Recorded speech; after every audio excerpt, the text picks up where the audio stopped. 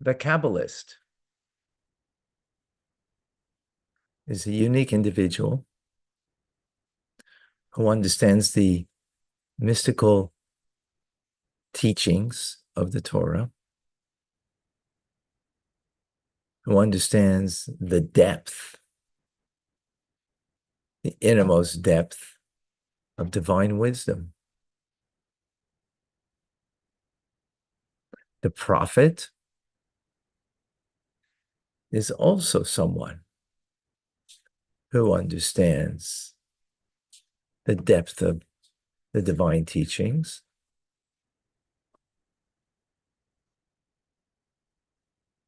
and is connected to the teachings in a very deep, profound manner.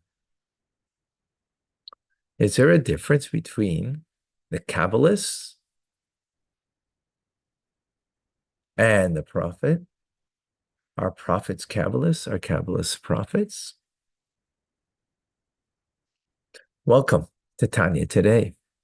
I'm Rabbi Ronnie Fine, coming to you from Chabad Zuch and Kadeshim in Montreal, Canada, where it's a privilege and a pleasure to share with you the Tanya. We begin today the 19th letter. It's a deep and profound teachings. Begins with a phrase that the God, he wraps himself with light as a garment, right? We wrap ourselves with a garment, and God wraps himself with light. Rabbi Isaac Luria, the Arizal, the father of modern day Kabbalistic teachings, who lived in Tzfat, northern Israel, in the 1500s. Yochai or Luria? I'm sorry, David, just pay attention. So he speaks about Moshe Rabbeinu, Moses, who is the ultimate prophet, that he did not apprehend the inward and most profound level of supernal chachma, supernal divine wisdom, as it's called, Abba of Atzilus. Abba meaning father. Chachma is a male quality, Bina is a feminine quality. All the more so he didn't comprehend Keser, the crown, which is greater than Chachma. Rather, what did he apprehend? He got the external aspect of Chachma, the way Chachma vests itself in Bina. Now, external means, it's not a bad thing. External just means a handle on something. A handle on something is only the handle on it. It's not the thing itself, right? So when you're holding a cup and you have a handle on the cup, it's only the handle of the cup as opposed to the contents of the cup, right? So in this meaning over here, external means the way something exposes itself and vests itself into something else. And that's how you have a handle on another person, because that person, well, externalizes, expresses something, and you get a handle on that person, but you're only getting a handle. You're not getting the core essence, the inwardness. The inwardness is, right, is not the handle you have on intelligence, it's the intelligence itself, to itself. like in ourselves, the way we are to ourselves, and then we are to others. That's external already. So Moshe Rabbeinu in his prophecy to to he didn't have a a an apprehension of the internal aspect of the divine wisdom, only the external of it. Just follow. Just please follow. Okay. At this point, I don't want any questions. Okay. Because the questions will just confuse. Just all. This teaching is a little more complicated. So all baggage at the door. That way we'll be able to be a vessel for it to contain. Okay. So the Torah, in its undistilled essence of supernal wisdom, that he wasn't revealed to him. And right, and he gets a diminished finite expression, as we say. And with this, then we can understand what it means when God says to Moshe Rabbeinu that you don't see my face, you see my back. Right? Face in Hebrew means pneumios, comes internal, right? Because when you look at someone's face, you look into their eyes, you get a connection to the inside of the person, not the way they are merely on the outside, right? In the way that you get a handle only on the outside, but you're getting a connection to the deeper. That's why people who are, lofty souls, they can see the soul through the eyes on the inside, right? That's why when you look at a Rebbe, or the Rebbe looks at you, it's healing because he's touching the inside of your soul. But God said to Moshe Rabbeinu that you shall see my backside, right? Not my face, right?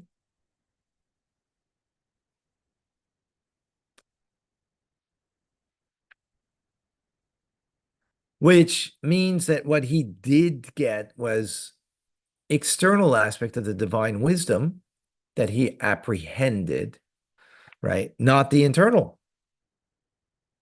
What he got of internally was only Netzach Chayid Yesod, which is like the 2 feet, right? Netzach and Chayid are the 2 feet, which you learn in the 15th letter. That he got into the internal aspect of it, of the divine. Now, this is very surprising. Why? Because there arose no prophet like Moshe Rabbeinu, right? No prophet like him. Yet, Reb Isaac Luria, the Arizal, he apprehended more than Moshe Rabbeinu. He was able to get the pneumius, the inward level of many spheres and levels that transcend Chokhmah and even Keser Vatzilus. How's he able to do that when there's no prophet like Moshe Rabbeinu? And the Arizal, it wasn't just him, but other great Kabbalists also.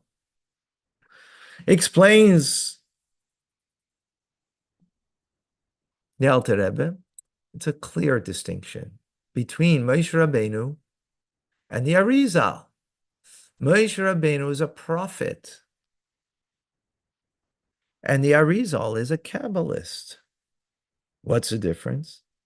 Prophecy is seeing godliness, not hearing godliness. Seeing godliness, not with a physical eye, but it's a perception that one sees, and that is a much more profound, deeper connection. As the old saying goes, seeing is believing, right? And when you see, what do you see? When I see David, who am I seeing? The essence of him. I'm not seeing, I'm seeing him in your totality, which everything, your essence, right? Comprehension, though, Grasping something is only external. It's only external.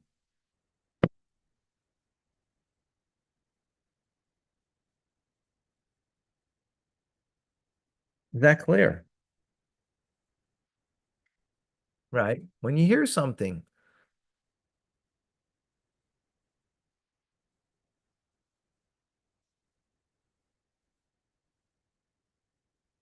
so therefore we can understand what it means that you only see my back prophetic vision, right? Seeing means that there's a revelation of godliness, that it is very open and apparent, as we see with our eyes, is open and apparent, right? That's what it means, God's revealed.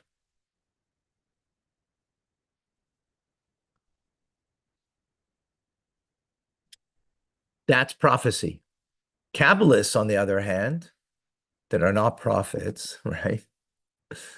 Or that they might even be a prophet, but when they're using the methodology of Kabbalah teachings, it's about not seeing godliness, understanding and hearing it. So what's hidden from sight, you can understand with your mind, though. Right? You may not have seen what went on in Lebanon, but you might not be able to, but you might be able to understand it. Now, if you were there and saw it up front, in some of the videos you can see, so you see, it's very clear, it's apparent, but you didn't see. Okay, you can apprehend, and sometimes you might apprehend more as a result, because seeing doesn't sometimes allow you to understand more deeply, because seeing is believing. But when you don't see, you're capable of understanding more deeply.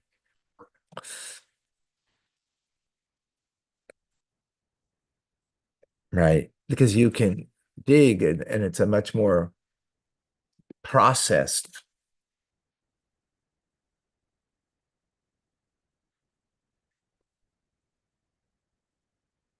So what's better, seeing or or hearing or understanding?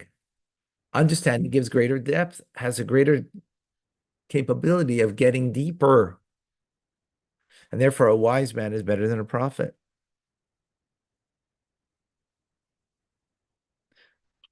Right? Because the prophet has a limitation. Think of can think maybe think of it in these terms. To watch, we've probably all seen a lot of gory scenes of the Holocaust. There's so much you could take, so much you could see, right? There's a limitation to it. It's just too much, right? That the sight will be able to take. But to study it and understand it and go into the depths of it, you could go much more because you're not seeing it. So you could go deeper, right? You could go into the depths. What was, the person thinking? What was the person challenging going through? What was it like? And you could talk about it with a Holocaust survivor, right? And go more in depth than if you saw that Holocaust survivor in a film, what they actually went through. That's the idea over here. So therefore, a prophet can only see so far, as opposed to the Kabbalist. he has the capability of understanding more deeply.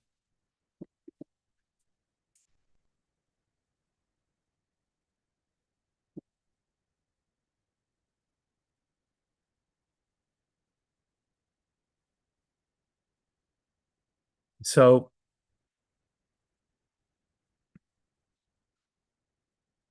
now Torah derives from Chachma, divine wisdom.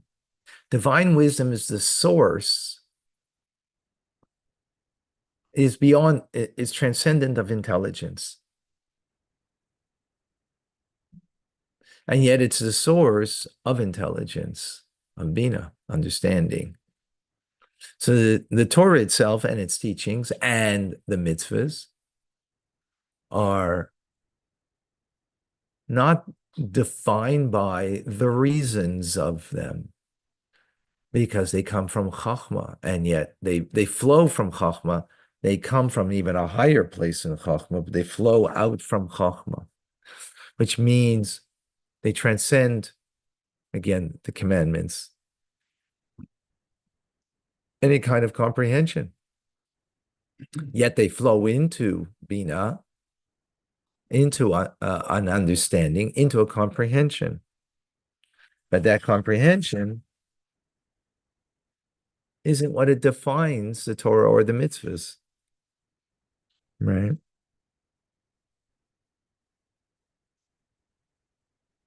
Which means then every word that's uttered of the Torah is prophetic, right? Because remember, Chachma is sight.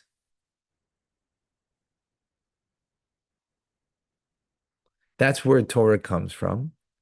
So it's prophetic, meaning latent in it is prophetic wisdom that transcends our awareness and our comprehension.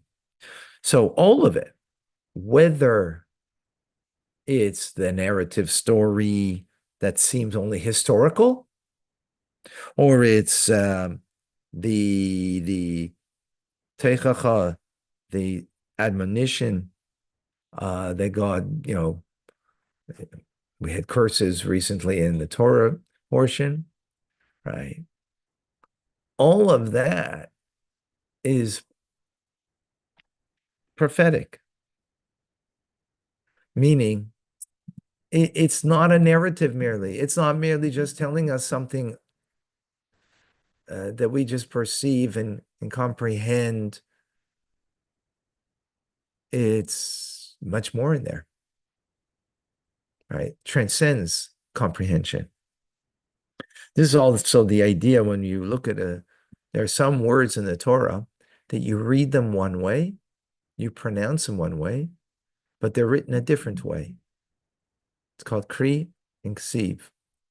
Kri meaning that you kore, you read it different than it's written, because there's the seeing of it and the understanding of it. What you see is the chachma. What you hear and what you pronounce, because what you pronounce is what you hear, right? The understanding of it is different.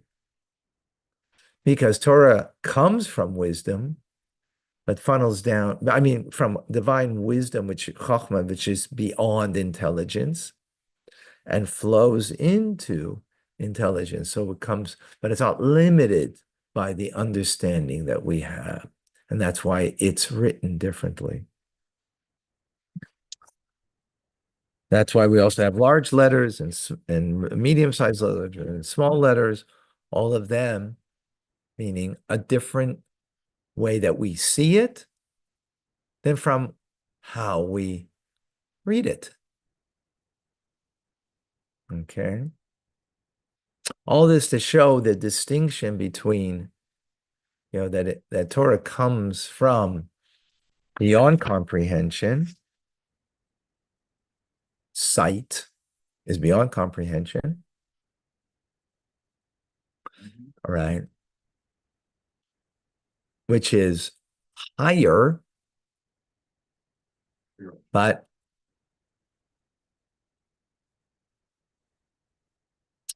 is flows into the comprehension that then gives you another dimension that you could dig more deeply even. All right, that's a pretty mystical idea over here. Actually, between a couple of beings.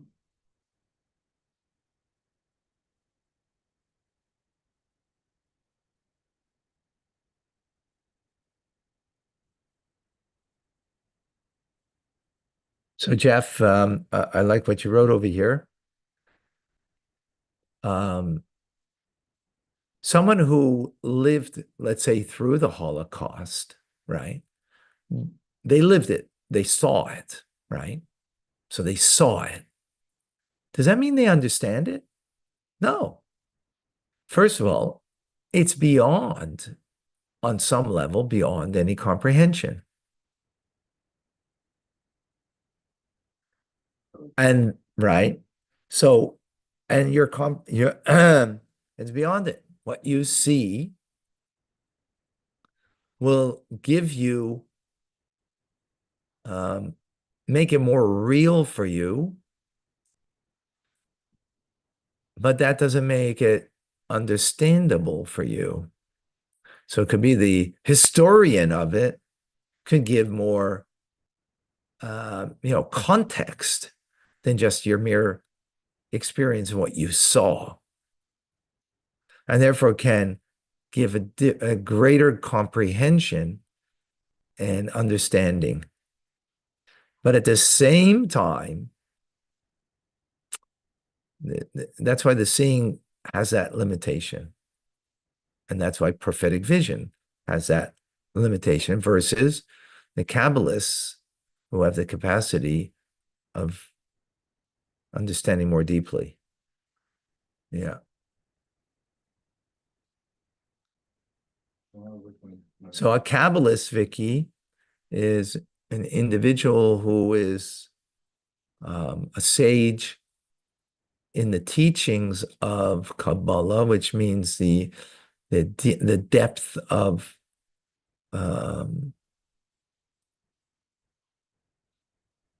the depth of Torah knowledge.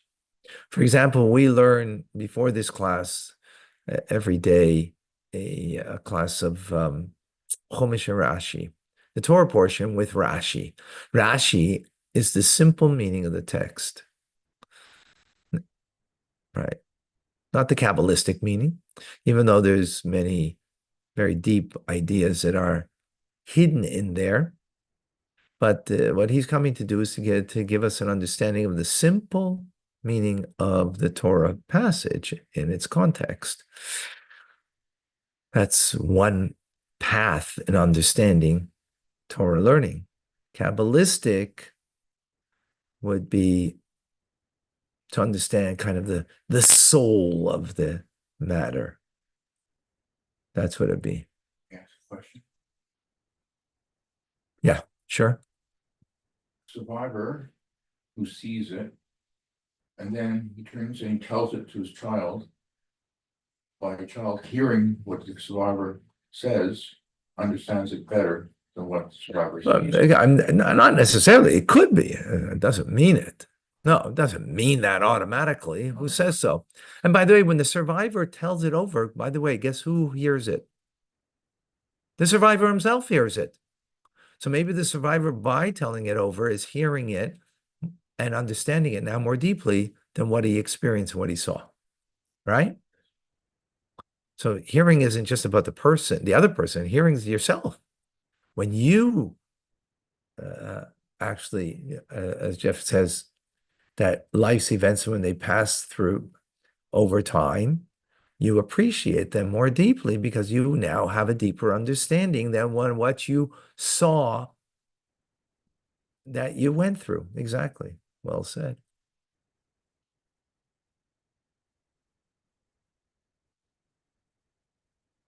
Okay, any other questions?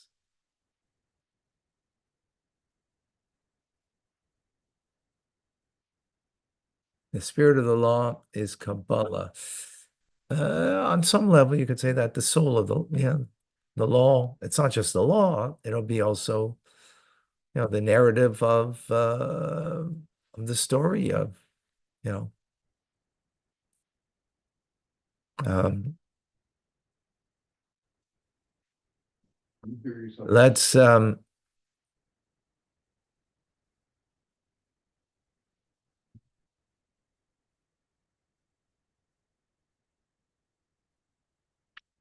so it says about Abraham,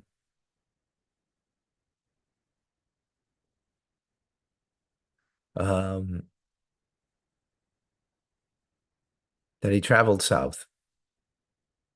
Simple meaning was he went from Mesopotamia to Israel and traveled south, or in Israel itself. A Kabbalistic idea of going south is the idea of refining the world, right? Refining the world. You're going down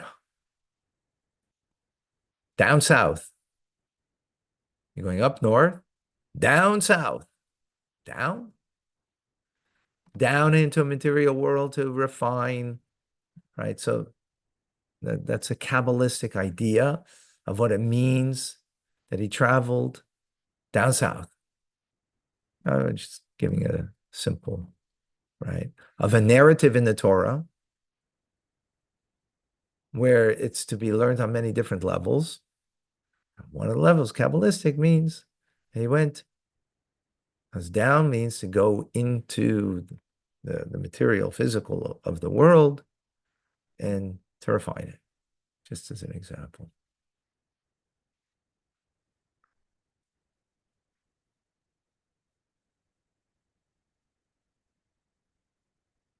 Okay, folks, we're going to have Rambam now. Tonight, we have a special 3-hour program from 6:30 to 9:30 of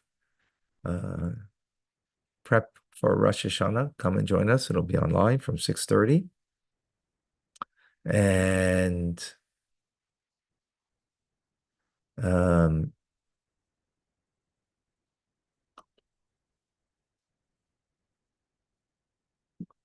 also, TRC will be tonight since there's no.